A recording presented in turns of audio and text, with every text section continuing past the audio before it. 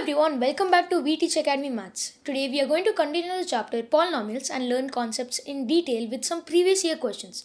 In our last lecture, we had covered the basics of polynomials, their types, zeros, and the graphical meaning.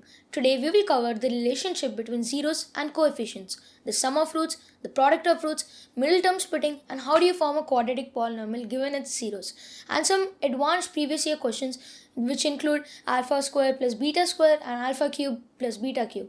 These are very important for board exams, so make sure you stay till the end. So as you can see, I have started the presentation here, and first topic we'll be discussing is the relation between zeros and coefficients.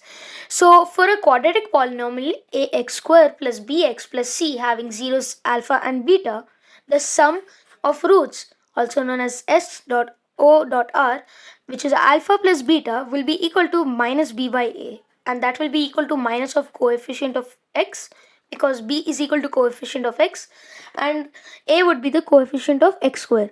Hence the sum of products would be b by a, which is whole minus. Coming to product of roots, alpha into beta, which is c by a, which is constant term over the coefficient of x square. Hence the product of roots alpha multiplied by beta would be equal to c by a. Finding zeros using the middle term splitting. Easy steps, pretty simple. Once you get it, it's the easiest thing you can do in the chapter, and this is the major topic in the chapter.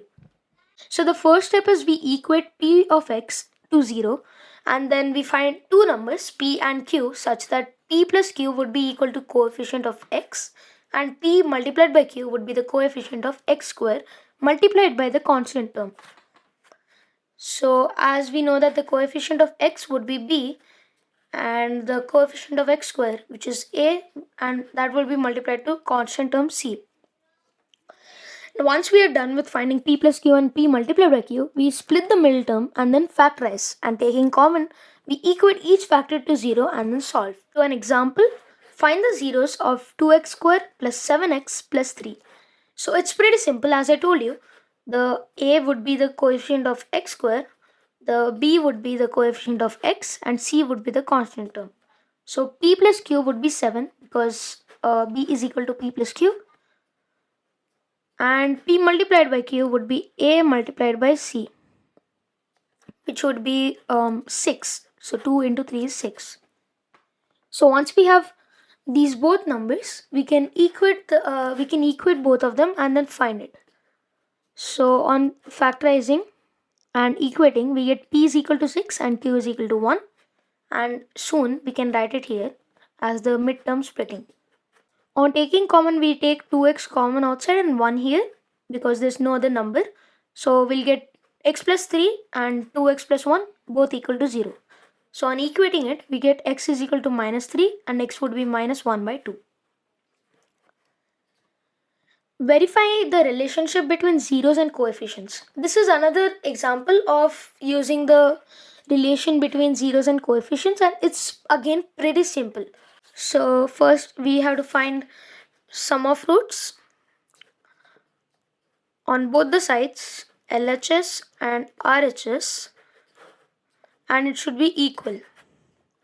And then we find the product of roots on both the sides, and both of them should be equal, and hence we would be able to say that both the sides are equal, and hence we have verified the relationship. Coming to this PYQ, find the zeros of the polynomial and verify the relationship. It has come in CBSE 2023 and it's a very simple and easy question. So I'm going to leave this for a homework question, and do let me know the answer in the comments below. You have to remember to study this chapter would be these ones, and if you remember this, you'll be able to solve most of the questions in polynomials. A square plus b square is equal to a plus b square minus 2ab. A cube plus b cube would be equal to a plus b whole cube minus 3ab multiplied by a plus b. A cube minus b cube is equal to, okay, well, does this feel too long or too confusing? Because what I did was I remembered these ones. So if you remember that we had learned in grade 9 or 8 these kinds of formulas, algebraic identities and all, it was a plus b whole square, a plus b whole cube, and it can be a minus b whole square and a minus b whole cube. And there were pretty much other formulas too. So if you remember this, you can get a square minus or maybe plus 2ab plus b square. And similarly here you get alpha cube plus beta cube minus 3ab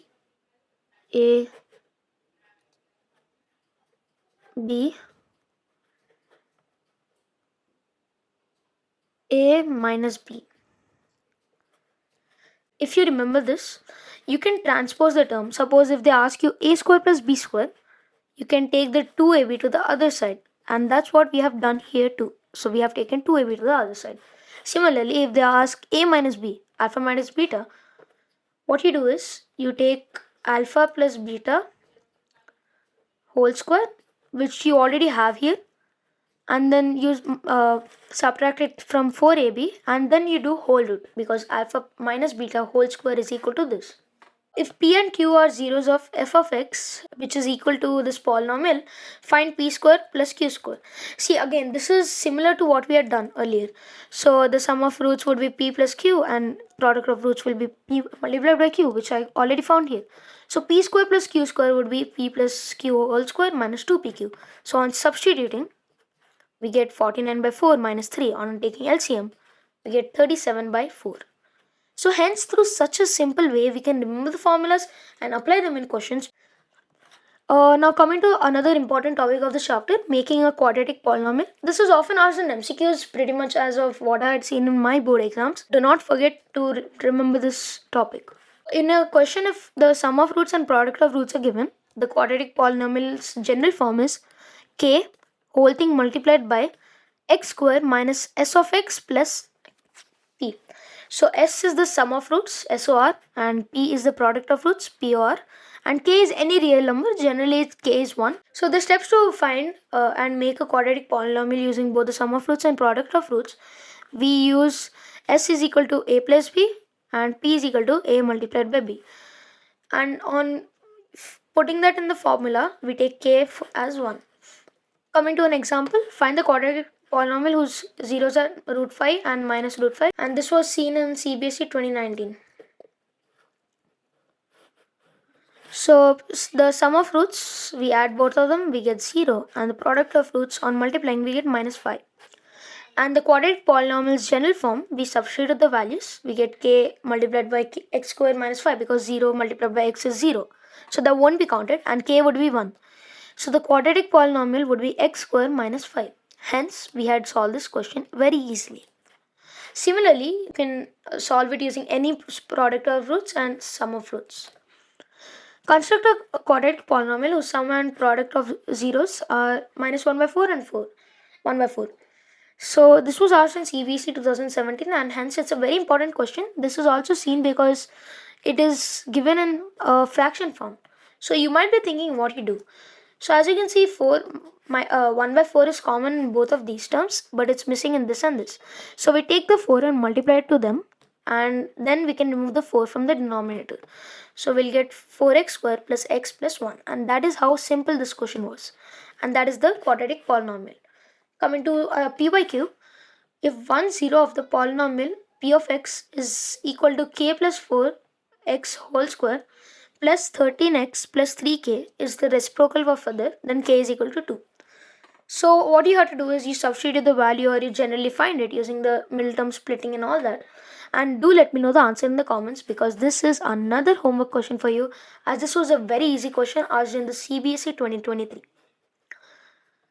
So that brings us to the end of lecture 2 of polynomials. Today we had covered the relationship between the zeros and coefficients, the sum of roots, product of roots, middle term splitting, forming a quadratic polynomial, and advanced previous year expressions. I hope today's session was useful for you. If you found this video helpful, do like and share it with your friends who are also preparing for their board exams. Subscribe to VTeach Academy Maths so you can never miss a lecture. Thank you for watching. See you in the next one. Bye-bye.